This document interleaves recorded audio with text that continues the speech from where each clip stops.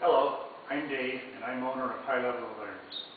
If you've come this far, you've probably already deciphered that you need an alarm system, and you know the various reasons why you do. However, you may be undecided about whether or not to call an alarm company and have someone install something for you, or whether you should do it yourself. Well, the good news is that today's systems are very easy to install, and that you can do it yourself. And I'm going to show you step by step just how you can do it. Follow me and I'll show you how.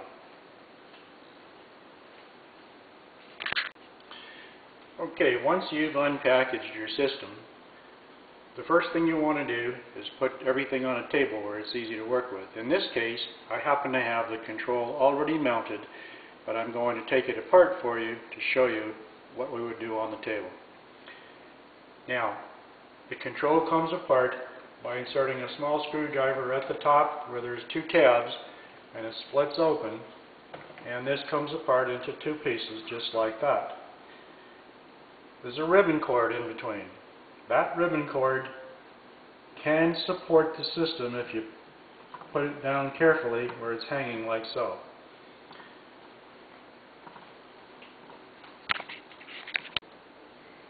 Okay, on a table, as opposed to being on a wall as I have it, the ribbon cord won't be important. It won't be hanging. Now, the first thing that you're going to want to do is attach the battery. You put the battery over this little shelf. There's a guard that comes in the package to hold the battery in place. And you plug in the battery on the left bottom half of the board. The next thing you're going to need is you're going to need a wire that goes from the control to your transformer. Now, cut the wire to fit the proper length so that you don't have excess wire. The kind of wire to use is not all that important. You can use a stranded wire, you can use a solid core wire, so long as the gauge is small enough to fit into these little terminals in here. Now, the AC wiring goes from terminals 15 and 16, which are the last two terminals on the right, which makes it very easy. Once you've attached to this, you go to attach to your transformer, and the terminals there are AC-AC. There are actually 5 terminals on the transformer. You're only interested in AC-AC. There's no polarity to observe, so it's again very simple. Plugging in your phone jack plugs into the centermost jack. There are two positions. There's a left and a right, and you want the centermost or the right position. The outer jack is actually for plugging in an additional phone. Should you want a phone near your control panel, you can plug it in right there and you have phone service.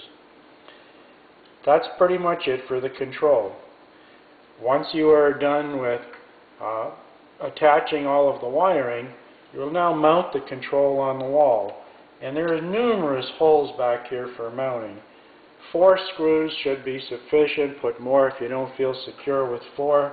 You can put them any place on the board, mount in a good location, and mount where it's convenient.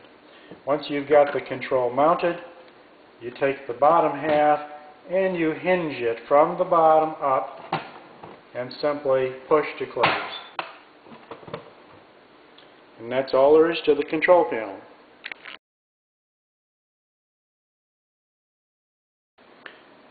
Hello again, this is Dave from High Level Alarms. This is what a control panel should look like when it's mounted on the wall. Now, I haven't actually even made any holes in the wall to run the wiring. The wiring is run underneath a kitchen cabinet, and if you notice right there, we've got the transformer plugged in very close by. Now, the telephone wire runs all the way underneath the kitchen cabinet. Okay, and it finally shows a little bit there and connects to a telephone jack where I've got a splitter. The splitter is obviously because I wanted to put a telephone in that location at the original jack. After you have mounted the control, you will need to unpack the door contacts, the magnets, and the motion detector. Each of those items has a serial number on the side of it, which will have to be recorded.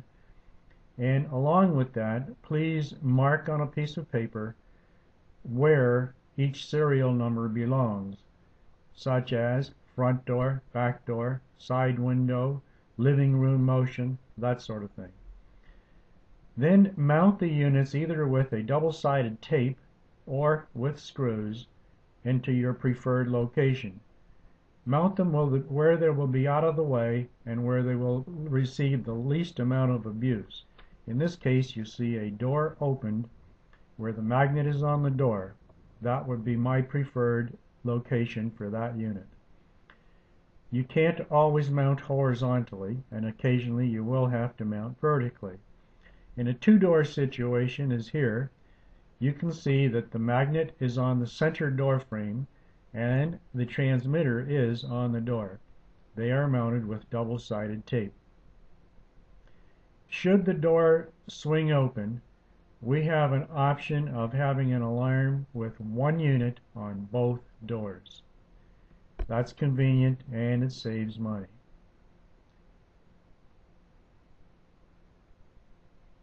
Next will be your motion detector, and the motion detector pops open by simply inserting a screwdriver at the base. It'll take 2 batteries instead of 1 battery.